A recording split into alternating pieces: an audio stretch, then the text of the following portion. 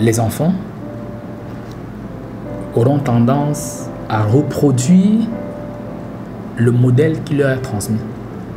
Il y a des familles où le mode de gestion de toute divergence, de toute contrariété est la violence. La seule réponse que l'on puisse apporter à une désobéissance d'un enfant, c'est le gronder, c'est le battre. Il n'y a pas de parole douce, calme entre les partenaires. C'est des bagarres et autres et tout. L'enfant qui évolue dans un tel environnement va malheureusement intégrer comme mode de réaction à toute situation où il se sent contrarié, prioritairement l'agressivité, la manifestation de la violence et autres.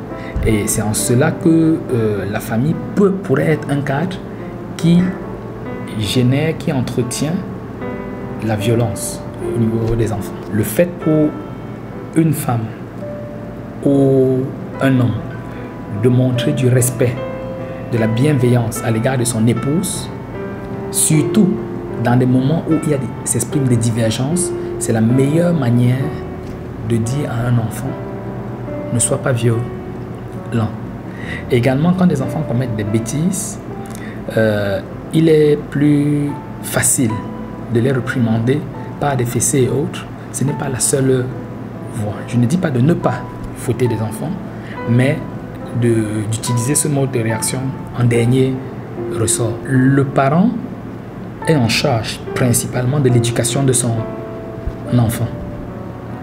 Et le fait d'être celui qui doit conduire, transmettre des valeurs, une certaine façon de faire à l'enfant, si l'enfant échoue quelque part, le parent peut être interpellé. Ce sont responsables. Mais il n'est pas entièrement responsable. L'enfant n'est pas un réceptacle qui accueille seulement sans réagir à ce qu'on lui apporte. Chaque individu au final, parce qu'il synthétise tout ce qu'il reçoit pour tracer sa propre voie, est au final responsable de ses actes.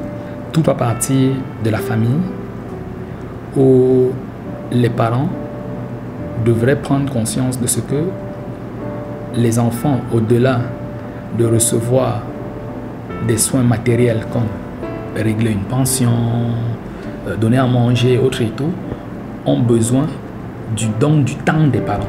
On partirait de la famille donc pour voir les autres éléments du corps social. Par exemple, au niveau de l'environnement scolaire, de pouvoir donner davantage de moyens aux enseignants et autres éducateurs afin de pouvoir encadrer.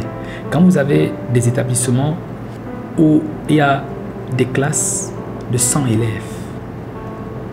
d'avoir plusieurs enfants confinés dans un petit environnement, ça seul, ça génère déjà de la violence. Il faudrait qu'on leur prévoie à se doter d'institutions adaptées pour ces enfants-là.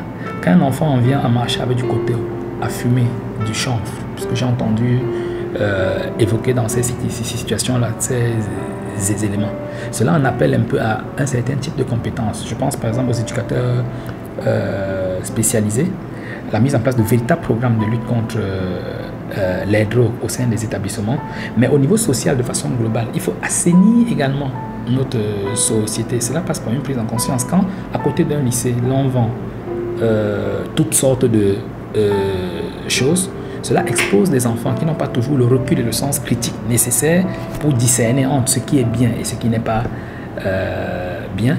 Et c'est pourquoi les parents doivent redoubler de vigilance, parce que in fine, c'est le parent qui est responsable de l'éducation de son enfant.